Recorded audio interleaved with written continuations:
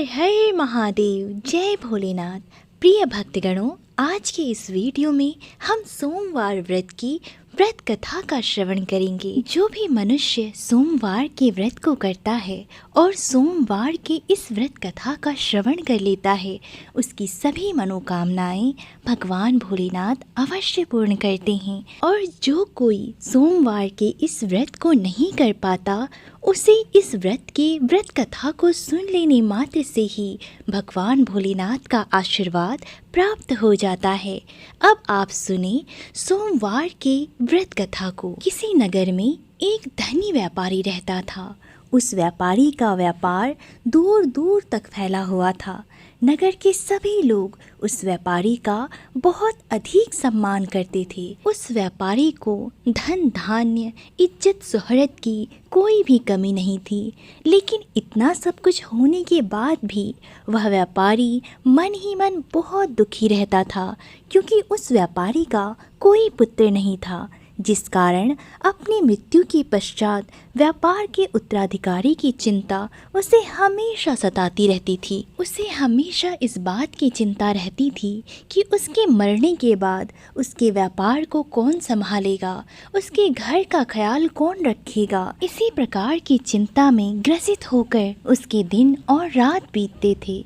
वह व्यापारी भगवान भोलेनाथ का अनन्य भक्त था। पुत्र प्राप्ति की इच्छा से वह व्यापारी प्रत्येक सोमवार भगवान शिव की व्रत एवं पूजा किया करता था और शाम के समय शिव मंदिर में जाकर शिव जी के सामने घी का दीपक जलाया करता था।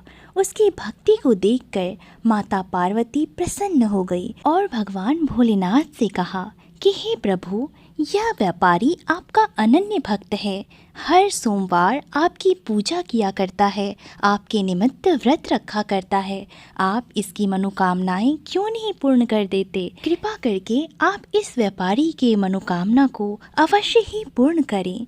तब भगवान भोलेनाथ बोले, हे पार्वती, इस संसार में सबको उसके कर्म के अनुसार ही फल की प्राप्ति होती है।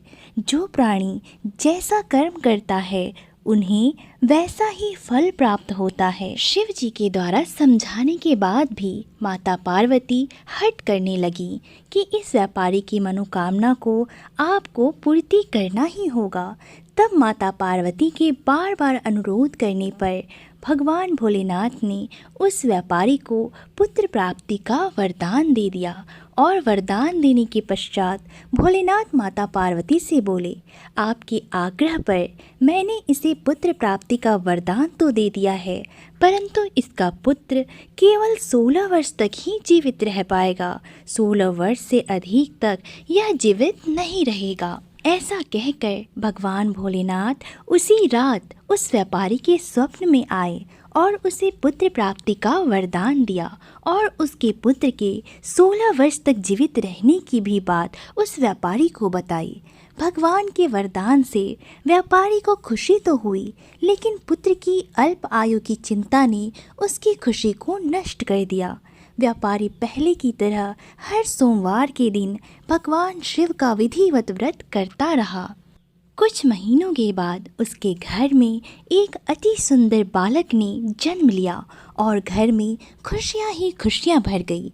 बहुत धूमधाम से पुत्र जन्म का समारोह मनाया गया, परंतु व्यापारी को पुत्र जन्म की अधिक खुशी नहीं हुई, क्योंकि उसे पुत्र की अल्प आयु के रहस्य का पता था। जब उसका पुत्र 12 वर्ष का हुआ तो उस व्यापारी ने अपने पुत्र को अपने मामा के साथ पढ़ने के लिए वाराणसी भेज दिया। लड़का अपने मामा के साथ शिक्षा प्राप्ति हेतु वाराणसी चल दिया। व्यापारी ने अपने पुत्र को समझाया था कि पुत्र, तुम जहाँ भी विश्राम करने के लिए रुकना, वहाँ पर यज्ञ कराना और ब्राह्मणों को भोजन कराते हुए ही आगे की यात्रा करना।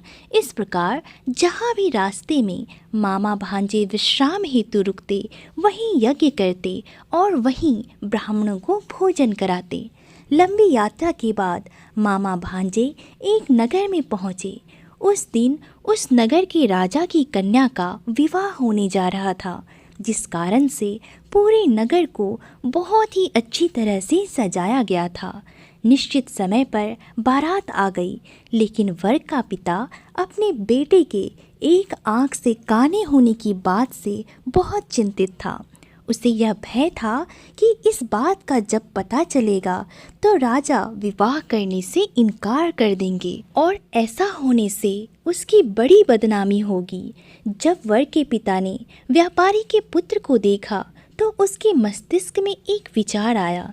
उसने सोचा, क्यों न इस लड़के को दूल्हा बनाकर राजकुमारी से विवाह करा दूं और विवाह के बाद इसको ढेर सारा धन देकर विदा कर दूंगा और राजकुमारी को अपने नगर ले जाऊंगा। इस प्रकार से मेरे बेटे का विवाह भी नहीं रुकेगा और मेरी बदनामी भी नहीं होगी।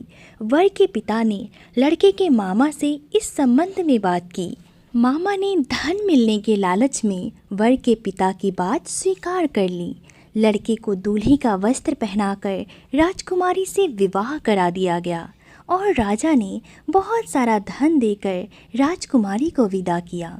शादी के बाद लड़का जब राजकुमारी के साथ लौट रहा था तो वह राजकुमारी से इस सच को नहीं छिपा पाया। उसने राजकुमारी के ओढ़नी पर लिख दिया, राजकुमारी, तुम्हारा विवाह मेरे साथ हुआ है। मैं तो वाराणसी पढ़ने के लिए जा रहा हूँ और अब तुम्हें जिस नवयुवक की पत्नी बनना पड़ेगा वह कान्हा है। जब राजकुमारी ने अपनी ओढ़नी पर लिखा हुआ पढ़ा तो उसने काने लड़के के साथ जाने से इनकार कर दिया। राजा को जब ये सब बातें पता लगी तो उसने राजकुमारी को महल में ही रख लिया। उधर लड़का अपने मामा के साथ वाराणसी पहुंच गया और गुरुकुल में पढ़ना शुरू कर दिया। जब उसकी आयु 16 वर्ष की हुई तो उसने यज्ञ किया। यज्ञ की समाप्ति पर ब्राह्मणों को भोजन कराया और खूब अन्न वस्त्र दान किए। रात को जब वह अपने शयन कक्ष में सो गया तब भगवान भोलेनाथ के वरदान के अनुसार शयनावस्था में ही उसके प्राण पखेरु उड़ गए। सूर्योदय पर मामा मृत भांजे को देखकर रोने पीटने लगा। आसपास के लोग भी एकत्र होकर दुख प्रकट करने लगे। लड़के के मामा के रोने विलाप करने के स्वर समीप से गुजरते हुए भगवान भोलेनाथ और माता पार्वती ने भी सुने। माता पार्वती ने भगवान भोलेनाथ से कहा, हे प्राणनाथ, मुझे इसके रोने का स्वर सहन नहीं हो रहा। आप इस व्यक्ति के कष्ट को अवश्य दूर करें। भगवान शिव ने माता पार्वती के साथ अदृश्य रूप में समीप जाकर देखा तो भोलेनाथ माता पार्वती से बोले, हे पार्वती, यह तो उसी व्यापारी का पुत्र है जिसे मैंने 16 वर्ष की आयु का वरदान दिया था। इसकी आयु अब पूरी हो गई है। माता पार्वती ने फिर भी शिव जी से निवेदन कर उस बालक को जीवन दान देने का आग्रह किया। माता पार्वती के आग्रह करने पर भगवान शिव ने उस लड़के को जीवित होने का वरदान दे दिया और कुछ ही पल में वह बालक जीवित होकर बैठ गया। शिक्षा समाप्त करके लड़का मामा के साथ अपने नगर की ओर चल दिया। दोनों चलते चलते उसी नगर में जा पहुँचे जहाँ उसका विवाह हुआ था। उस नगर में भी यज्ञ का आयोजन किया और समीप से गुजरते हुए नगर के राजा ने जब यज्ञ का आयोजन देखा तो उसने तुरंत ही उस लड़के और मामा को पहचान लिया। यज्ञ के समाप्त होने पर राजा मामा और उसके लड़के को लेकर महल में गए। कुछ दिन उन्हें महल में रखकर बहुत सारा धन वस्त्र आदि देकर राजकुमारी के साथ विदा कर दिया। इधर भूखे प्यासे रहकर व्यापारी और उसकी पत्नी बेटी की प्रतीक्षा कर रहे थे। उन्होंने यह प्रतिज्ञा कर रखी थी कि यदि उन्हें अपने बेटे की मृत्यु का समाचार मिला तो दोनों अपने बेटे के साथ साथ अपने प्राण त्याग देंगे। परंतु जैसे ही उसने बेटे के जीवित वापस लौटने का समाचार सुना तो वे बहुत प्रसन्न हुए। व्यापारी अपनी पत्नी और मित्रों के साथ नगर के द्वार पर पहुंचा। अपने बेटे के विवाह का समाचार सुनकर एवं पुत्रवधू के रूप में राजकुमारी को देखकर उनकी खुशी का ठिकाना न रहा। उसी रात भगवान भोलेनाथ ने व्यापारी के स्वप्न में आकर कहा, हे श्रेष्ठी, मैंने तेरे सोमवार के व्रत करने और व्रत कथा सुनने से प्रसन्न होकर तेरे पुत्र को लंबी आयु प्रदान की है। पुत्र की लंबी आयु जानकर व्यापारी बहुत प्रसन्न हुआ। इस प्रकार जो भी मनुष्य भगवान भोलेनाथ के निमित्त व्रत रखता है, सोमवार व्रत को रखकर सोमवार व्रत की व्रत कथा का श्रवण करता है, उसे जीवन में कभी भी कोई कष्ट नहीं रहता। शिव भक्त होने तथा सोमवार का व्रत करने से उस व्यापारी की सभी मनोकामनाएं पूर्ण हुई। इसी प्रकार जो भी भक्त सोमवार का विधिवत व्रत करते हैं और व्रत कथा सुनते हैं, उनकी भी सभी मनोकामनाएं अवश्य पूर्ण होती है। बोलिए हर हर महादेव, जय भोलेनाथ।